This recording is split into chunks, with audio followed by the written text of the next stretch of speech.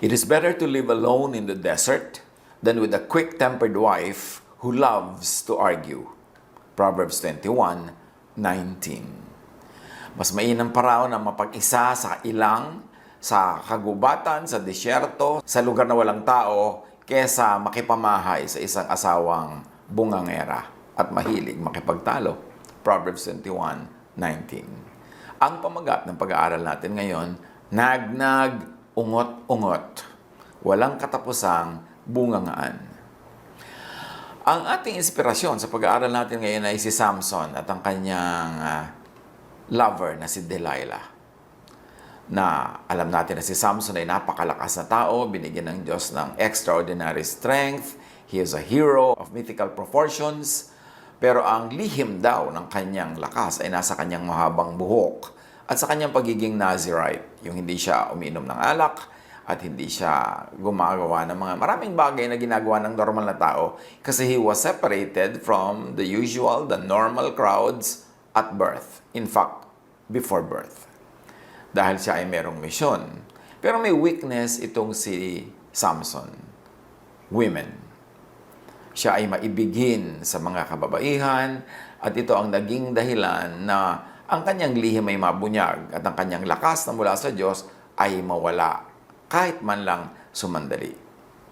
Dahil kay Delilah. At siyempre dahil din kay Samson kasi pinayagan niya si Delilah. Nagnag, ungot-ungot. Samson's strength was his hair or in his hair. But Samson's weakness was his woman. Delilah. Samson loved Delilah.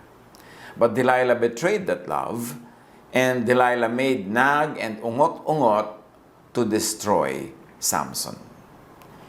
Judges 16:16-19.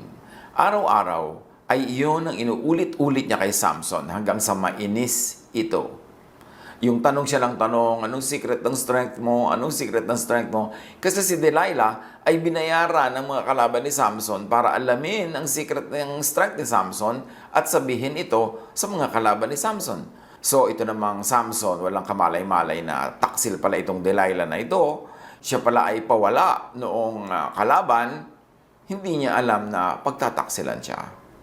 Some women put their men under siege with non-stop nagging, asking, and ungot-ungot.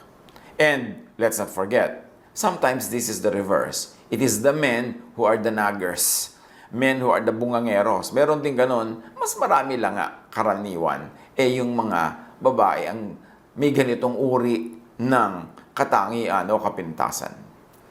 He got so tired of her asking him about his secret that he felt like he was going to die. Some women have no idea, or some women actually know how nagnag, ungot-ungot, torture men. At ginagamit nila yon as a weapon to get what they want. The tongue could be some women's lethal weapon of mass destruction. And let's just be repetitious and emphatic, some men's too. Hindi lang women ang guilty of nagging at ungot-ungot. Kumisan, ang mga lalaki naman. James 3:6, ang dila ay parang apoy.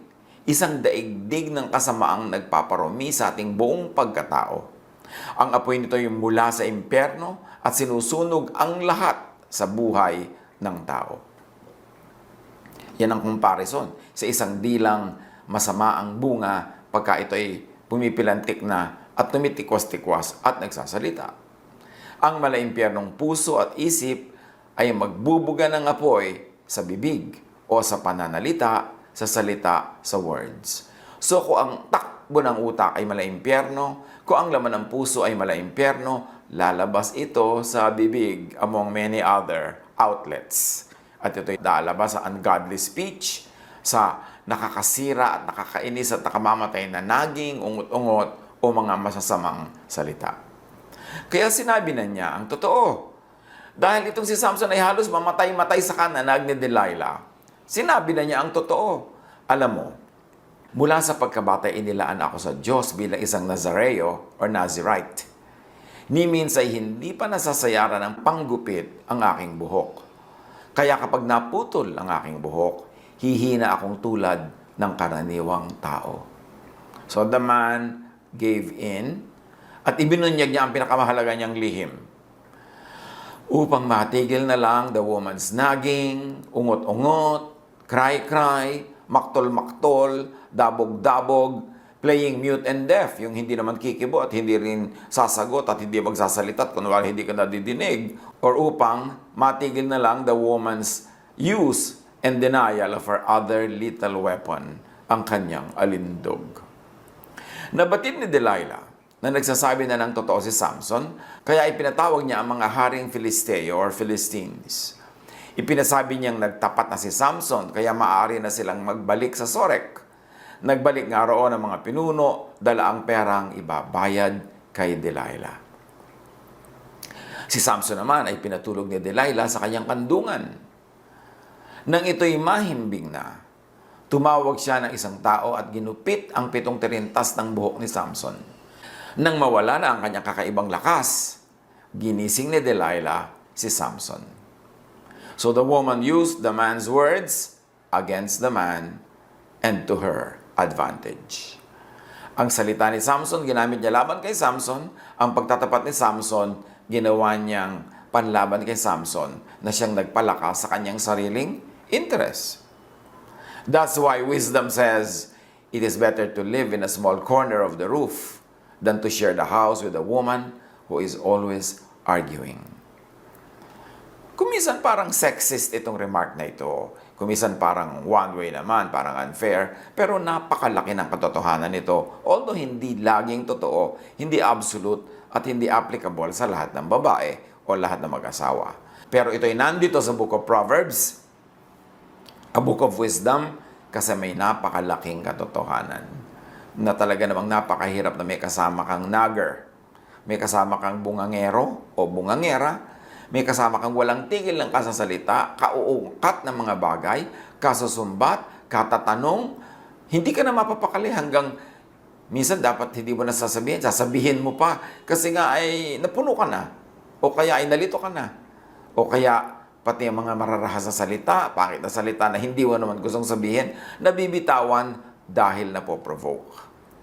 Sabi ng Proverbs 21:19, it is better to live alone in the desert than with a quick-tempered wife who loves to argue.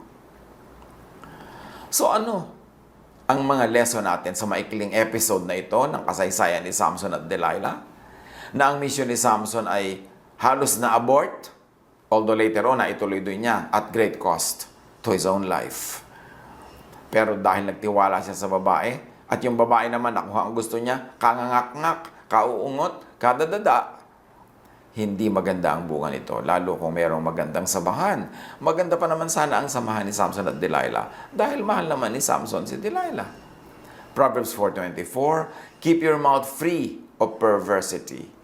Keep corrupt talk far from your lips. At yung perverse talk, yung corrupt talk, ay hindi lang using bad words. Yun ay talking with good words with bad intentions.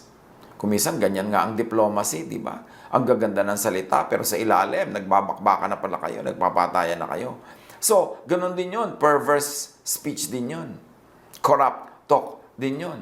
Kahit na napakaganda mong magsalita, ang ganda-ganda ng korte ng mga words, pero yung pala masama ang intention. O kaya deceitful.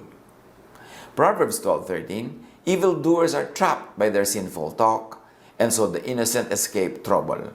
How do the innocent escape trouble? They do not talk too much. Siyempre, the more words, the more mistakes. The less words, the less mistakes. Proverbs 20:19, avoid anyone who talks too much. And talking too much is not only regarding volume of words or dami ng salita. Kuminsan din yung mga nararating na topic, yung mga naaabot ng conversation, sometimes mga private matter na, private space na, pumupunta pa rin din yung dila. So, kasama rin yun din sa talking too much. When you're talking too much to sleuth into a person's inner life or secret or private life. To talk too much is also to divulge people's secrets na hindi mo naman sariling sikreto, na-divulge mo na sa kasasabi mo na maraming salita. That is also talking too much.